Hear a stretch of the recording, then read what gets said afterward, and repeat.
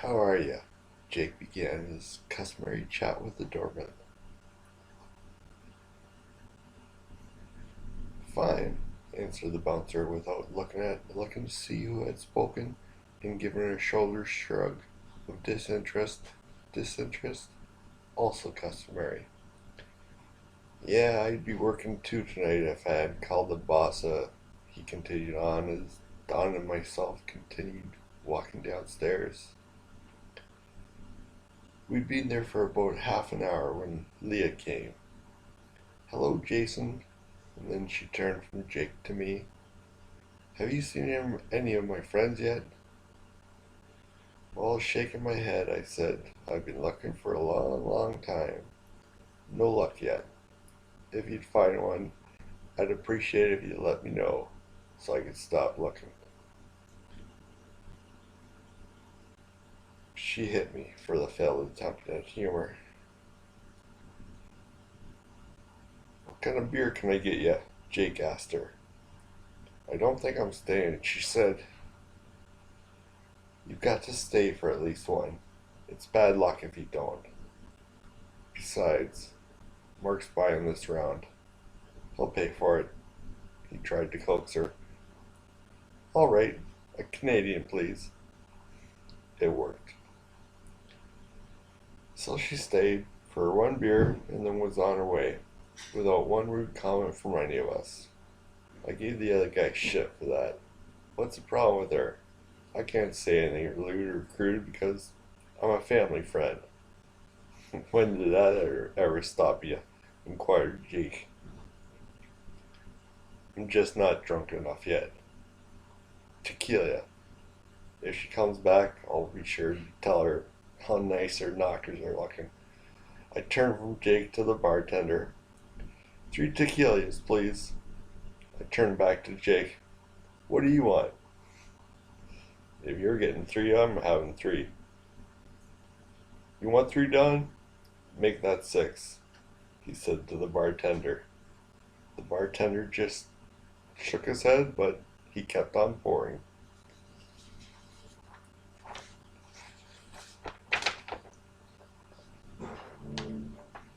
"Now, too," he belched. "Find my keys," said Jake, imitating the man he'd seen on a drunk driving commercial. "What, are you kidding? You're in no condition to drive. Here, let me have them." "I'll have one more and then sober up," I said at 1:45, having heard last call a few minutes ago. I was rushing the last half. The half of a beer I had left. "Okay, but only one more. Hey, wait a minute. We'll have to play the key game once again," he chuckled, waving his keys in front of my face. "Hello, Leah," he said over my shoulder. I looked, but he threw them too soon. If he'd just waited another second, I won the key game. My first bit of memory I've got starts 2.5 months after that night. My last bit ends around the same amount of time before that night. That's just one of the countless possible ways we could have spent that night. Leah did see us at the keg that night, and she did say hello. And that part about her friends is true. I mean, never mind. Leave it at that. Why not make up some more truths and some lies to spice up those truths? Lies is a harsh word. Change that word lies to the word possible truths. It's possible. Back to that key game. The one I lost. Excuse me, I won. Jake tossed them up in the air between us, and whoever came down with them, or whoever came up with them if they hit the floor, was declared victorious. We played toss the keys whenever we both thought the other person was in no condition, no shape to drive. That night, for example, my blood level was over 0.21 while his was over 0.24. That's why he must have snuck one while I was relieving myself. He mustn't have really wanted to win the key game, because I didn't. The idea was to make it look like you really tried, but you lost anyways. I guess he did win then.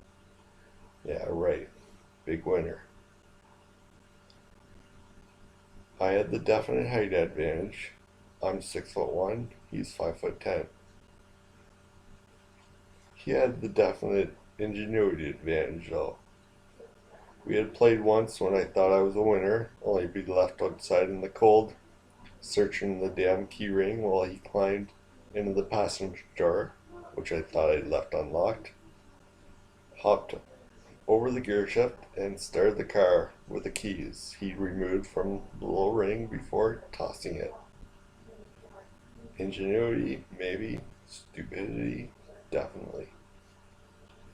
I'm getting off topic. I've got an excuse for doing that. Not an acceptable one. I'm having a hard time accepting it. But what excuse is? I was driving home, maybe. I was definitely driving.